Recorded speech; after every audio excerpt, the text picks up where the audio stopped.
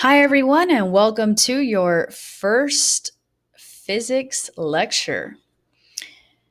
So, today's lecture is just going to be an introduction to physics if you've never taken physics before, but if you have, this should all just be a review. And this is going to be covering all of chapter 1.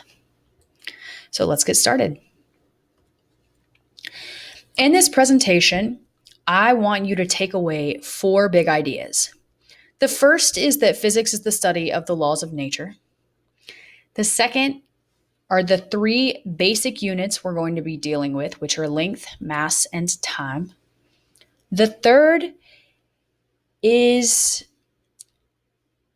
making sure our physics equations are dimensionally consistent. And the fourth is recognizing that some quantities are going to be scalar while others are going to be vectors.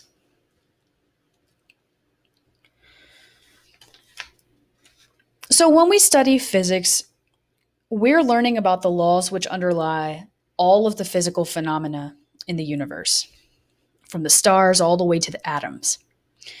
Though for this course, we are going to be focusing on those laws which govern macroscopic phenomena here on Earth.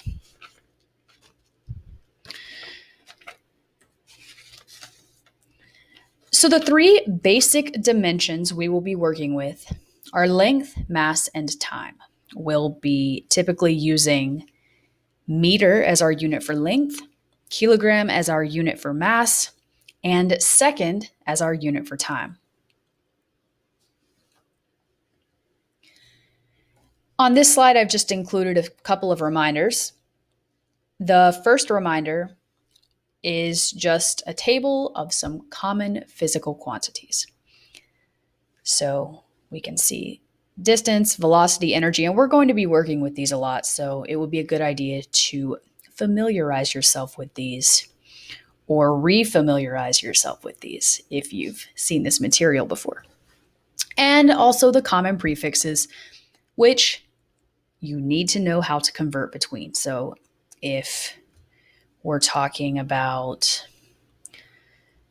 megameters, you might have to convert that to meters. So please make sure you know how to do that. And we'll visit a little bit of dimensional analysis later on in this presentation. So what do I mean by our dimensions need to be consistent? Well, you might have heard the old saying that you can't add Skittles to M&Ms. You can't add apples to oranges. Well, in physics, it's the same thing. We can't add distance to time. Meters plus seconds, that doesn't make any sense. But we can add time to more time, so we can add seconds together.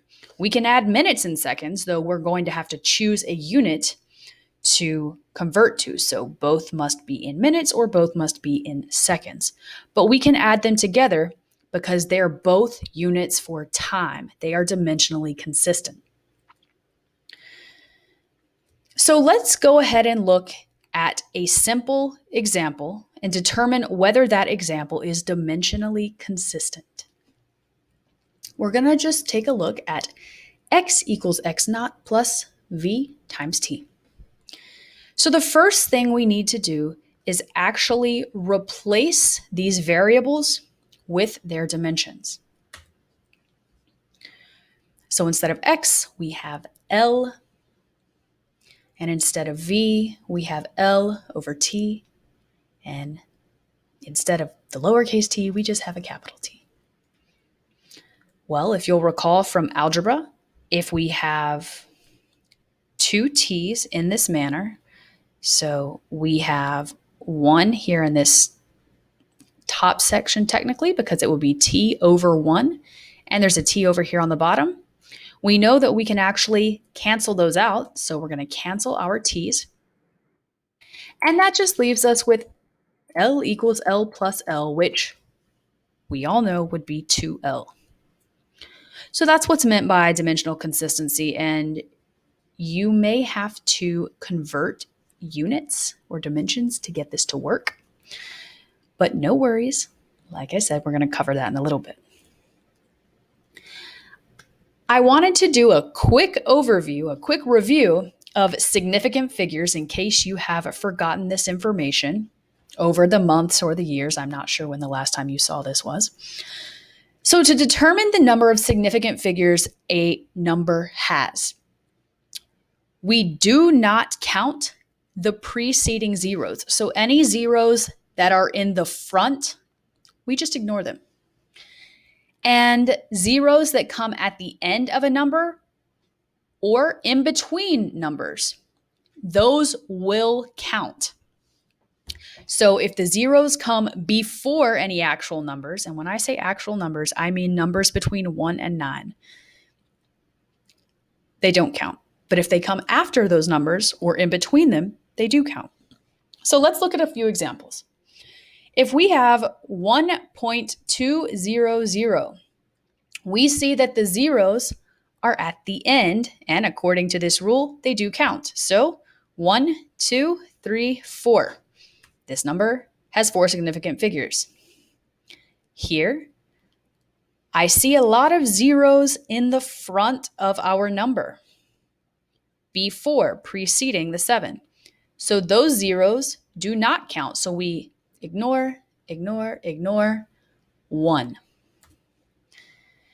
And in this last number, we see that the 0 is in between other numbers. And again, zeros within a number do count. So this is 1, 2, 3, 4 significant figures. And no worries, you'll get a little bit of practice on this in the practice problems that I will post in Canvas. Well, that was how to count significant figures, but how do you actually use that information in a calculation? Well, the rules are different for addition and subtraction and multiplication and division. We have 2 categories. So let's look at addition and subtraction. For this, we're going to count the number of decimal places only in each number.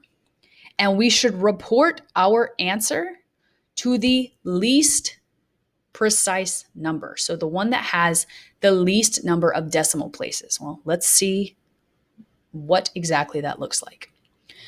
Let's say we have 2.78 plus 0.004. Well, we need to count the number of decimal places, not the number of significant figures. Well, here we see that we have 2 decimal places, the 0.78. And in the other number, we see 3 decimal places, 0.004. It goes all the way to the thousandths place. So what should our answer have? Well, 2 is less than 3. So we need 2 decimal places in our number. So that would be 2.78. Okay, so let's look at multiplication and division, which is a little bit different. This time, we need to count the number of significant figures, not just the number of decimal places. And our final answer must be reported to the least number of significant figures present in the numbers that are being either divided or multiplied.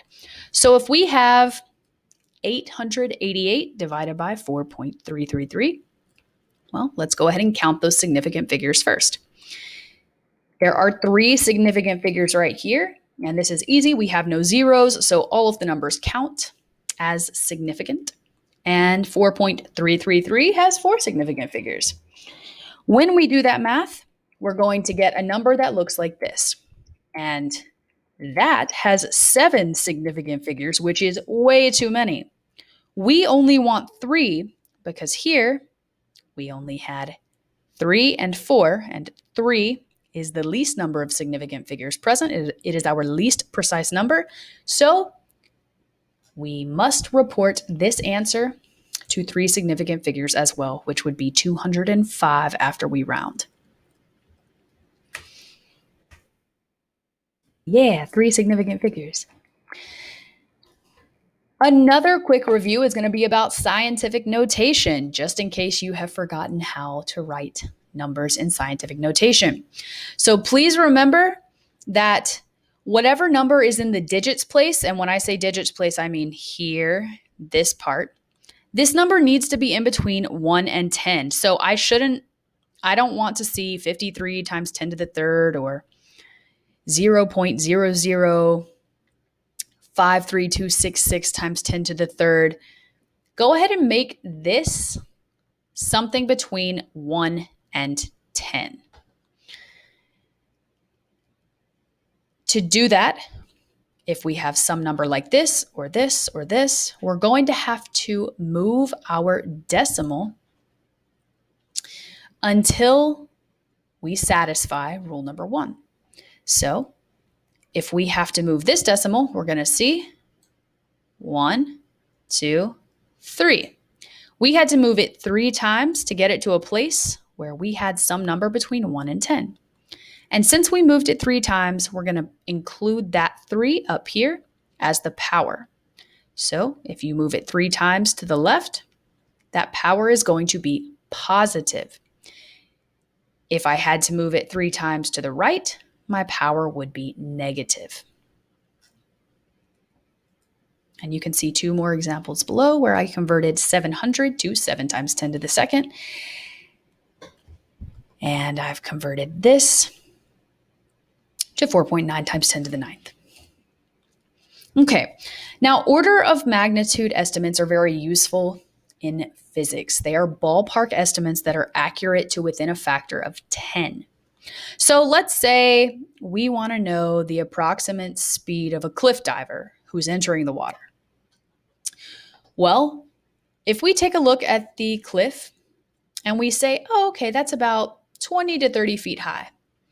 Well, if we quickly convert that in our head to the metric system, we know that that is approximately 10 meters. It's not 1 meter, and it's not 100-something meters. And we have to use 1 and 100 because we're doing that order of magnitude estimate, which is based on factors of 10. So 1, 10, 100, 1,000. So we know this is around 10 meters. Well, let's say the diver hits the water about a second later. Again, if we're using factors of 10, our options are 0.1 seconds or 10 seconds. And it clearly wasn't 0.1 seconds. That's impossible. And it clearly wasn't 10 seconds. So we're going to estimate about 1 second. Well, when we actually do the math, remember that speed is just distance over time. So 10 divided by 1. We see that the speed is about 10 meters per second, which is about 20 miles per hour. Now, if we had done a detailed calculation, or if you had done a detailed calculation and your answer was around 10 to the 4th meters per second, you should automatically know something went wrong because that answer is nowhere close to your order of magnitude estimate.